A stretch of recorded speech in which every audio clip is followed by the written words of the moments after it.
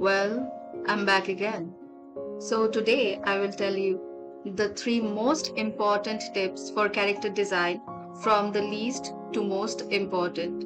And while I do that, I'm going to share my painting process of the illustration I'm doing right here of Water Mistress.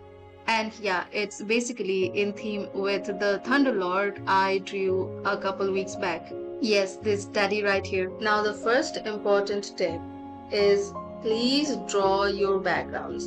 And let me tell you something, background is really important, especially if you're trying to create a character no one has seen before. Like, bro, what am I supposed to do with a character who's literally levitating on a white background? You didn't even give him like a floor to stand on. Even if it's a blurry background, just give it one, okay? Come on, let's put some effort into it. For example, I am drawing the water lady here, or the water mistress, water bender, whatever the fuck you want to call it. Now, obviously, water needs to be there in abundance. And since I chose a pose that is more of a like a tranquil, she's laying down, she's relaxed instead of doing some really awesome dynamic water bending poses. So imagine if I had just put her on a white canvas. Just imagine, because I don't have the editing skills to actually do that. Or made her lay down on a four-post like a medieval bed in a palace. That wouldn't have made sense. She would have looked like a damsel in distress. So we need to be creative about it. We need to make sure that our character and the background makes sense when they're put together. Okay, so always do the background and none of those gradient, one color, two color, background, and you don't know what's happening. Come on, man, don't treat your characters like they're orphans and they don't deserve a world, a home, a background, or whatever. Like, give them a ground to stand on or like a rock to sit on. You get my point. Anyways, the second most important tip is give them a pose that goes with their personality. Now, when you are drawing a character, you definitely have a vision in your head. You have a story in your head. You are thinking about their personality and their characters, but most of the times you're just not drawing them according to their characteristics. Like, their poses are all over the place, and I've seen it so many times happen, and it happened to me too. I mean, it used to happen to me. I just used to draw like standing poses and never try other types of poses. Like, as you see here, she is laying down.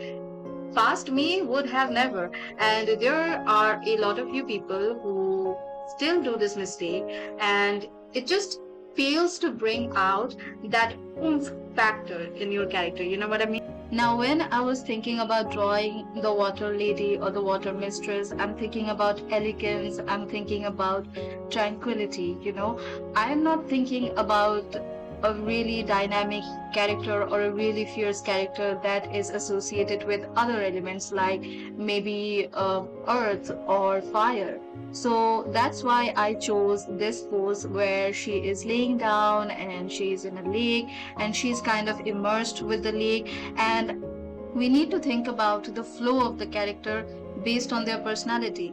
Now, for example, if I was doing like a really combative character and maybe they are into war and they fight a lot, they are a fighter or whatever, I would have definitely chosen a pose that is maybe wielding a sword or, standing with a bow and arrow.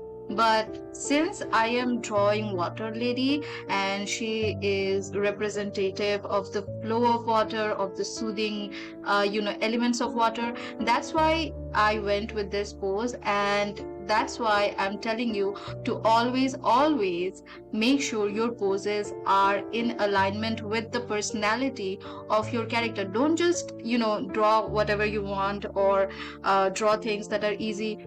Find reference. Although it's not an official tip for drawing your characters, but finding references is so important, especially when you're trying to figure out what type of pose to go for. And I know a lot of you will say, oh, I want to draw from my imagination. No, no, no, no, no, no. That is the worst idea ever, because you know what? You don't have imagination. The only thing in your head is probably I just killed a man, she's my ally. So let's all be mindful of the fact that we are thinking about hot fictional men 24/7, and we need actual references to draw anything else other than hot fictional men. And talking about hot fictional men, we have all been guilty of drawing or trying to draw characters with the same face syndrome.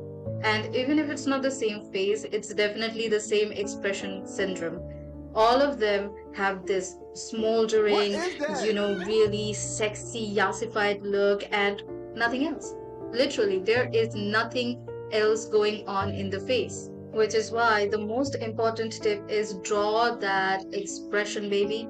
You need to give them some sort of expression. Are they tired? Are they lonely? Are they happy? What's going on? You need to give your characters some sort of facial expression. And by the way, I do realize that this particular study right here is not the best example of my last tip. But I tried to make her look all, sad and melancholy. And she's just like, she's given up. She's given up. She is just like me. She is tired of this shit. So that was what I was going for when I was drawing her face.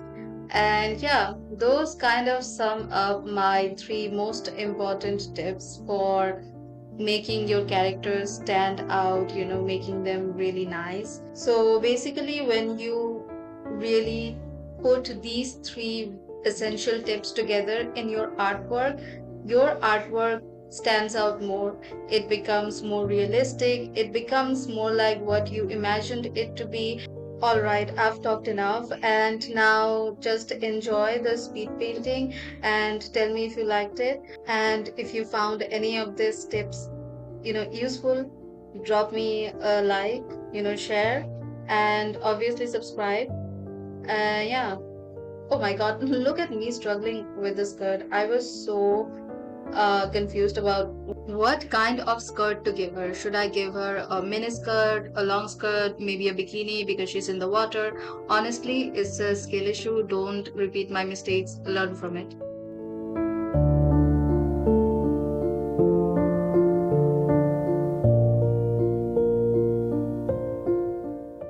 And I didn't like the miniskirt, so I erased the whole thing and gave her a transparent skirt that matches a transparent top.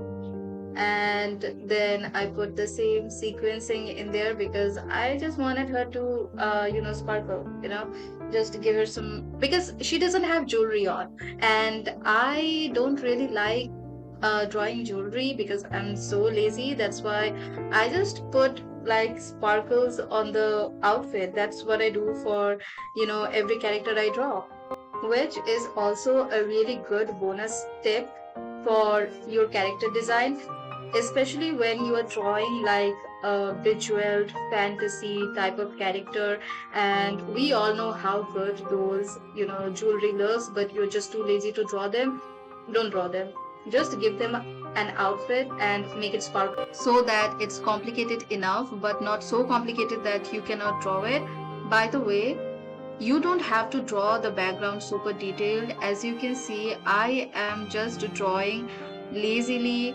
I even used the blurring tool to blur it all out so that my character stands out against the background.